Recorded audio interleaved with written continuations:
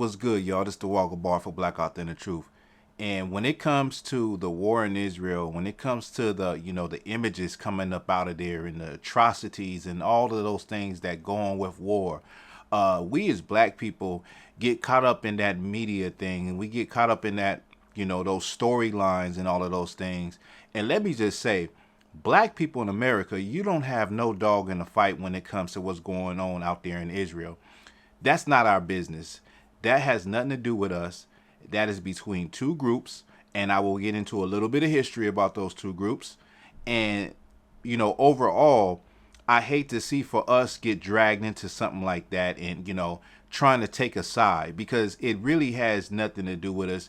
It's similar, in my opinion, to black people taking a side with Democrats and Republicans, because at the end of the day, nobody actually stands up and rallies and fights for us.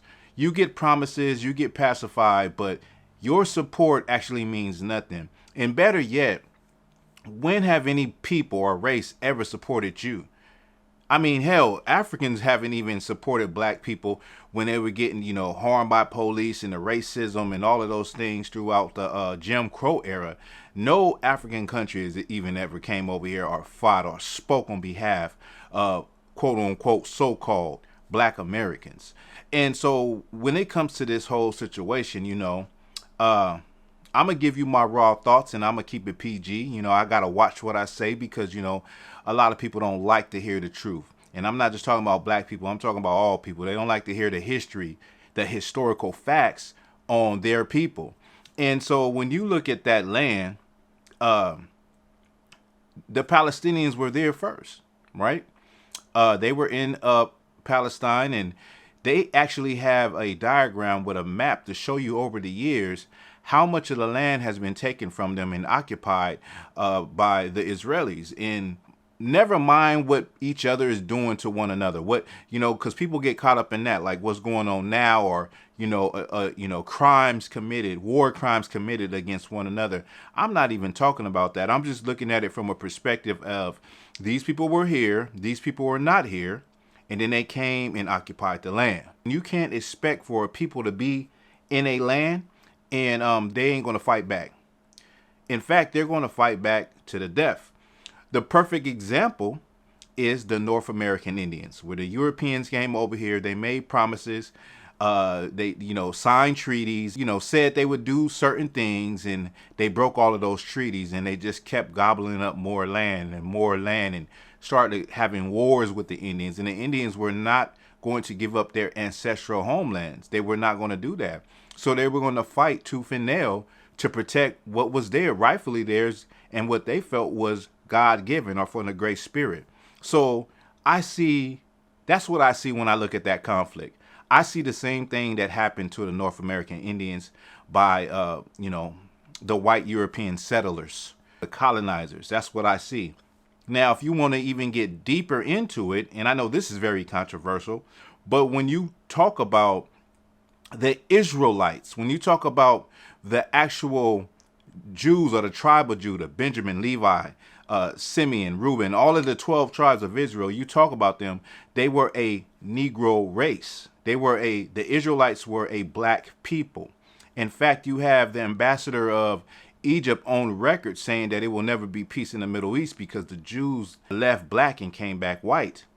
And when you look into the historical records, and even attested by Jewish writers and scholars, they will tell you that they are not connected to the ancient Israelites of the Bible. So they hail from Eastern Europe, and most of world Jewry hails from Eastern Europe. There's a lot of proof that shows that the ancient Jews went into various places, including Africa.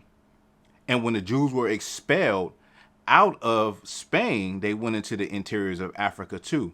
You actually have people who are living descendants of those Jews in Timbuktu to this day. So we have a dilemma there, right? We know we do. But this is the thing when it comes to that conflict.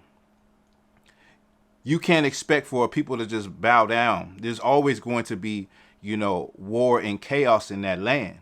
But here's the thing that black people in America really need to think about, because there is a potential for that thing that's going on over there to spill over into American soil. So if war was to hit American soil, you would have to think about how are you going to survive? How are you going to eat? How are you going to, make it through a time like that? Because times get hard during, war, but also times get hard during natural disasters. We saw that with COVID-19.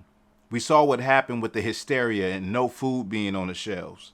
We saw what happened. We also saw what happened with black people during Hurricane Katrina, where black people were just trying to find dry land and find, a safe haven. And groups of white men in trucks would chase black men down. This is documented. You could go look up the articles, and just randomly shoot at black people. So when there's no rule of law, you'll start to see the truth come out of people. And war is war. You know what I mean? You see those pictures coming up out of those, out of Gaza, and you like, it's horrible. And you have the ability to sit here and look at your screen, your computer screen, your TV screen, and because you live in a bubble, and a lot of people take sides. And I've seen Amari Stoudemire, who was once an NBA superstar, say, you know what, if you black and you not supporting Israel, then F you. That's what he said to black people. F you. You don't want to support Israel, when in reality, we don't have a dog in that fight. That is not even our business. We have enough to worry about in our everyday lives that a lot of black people don't know what's going on over there because they're worried about how they're going to pay the rent. And I'm not saying other people don't struggle, but I'm saying when it comes to our people, we're worried about, basic things in life. And we're boggled down with basic, challenges, struggles, and dysfunctions that we have to suffer since we've been here, that we can't even pay attention to what's going on in another country. But that's okay. You got black people that will pay attention and will look at the signs and the world unfolding and prophecies unfolding that are supposed to happen. But black people have to start to think like, what am I going to do if it pops off here? You live in a bubble where you can think and you wake up and think about what you want to do in the day. You have that peace of mind. You don't hear bombs, going off all through the night. You don't got to worry about, your apartment complex being blown up by a missile. You can go to a store and buy some food and look at your children eat McDonald's and enjoy life. You can do those things. But other people cannot. But those things have a potential to come to America. Then you have to think about, who are you going to call on? What do you have prepared? What are you going to do? In that day and time, you're going to have to think about that thing. So in conclusion, when it comes to what's going on over there, when it comes to, being emotionally involved, that thing is not our fight. We don't have no dog in that fight. As black people, as brown people, we don't have no dog what's going over there. We should be worried about what's going on here, but also keep an eye on, the things that could potentially happen. So let me know what you think about this video. Give me your thoughts and your opinions. And with that, this is Black Authentic Truth.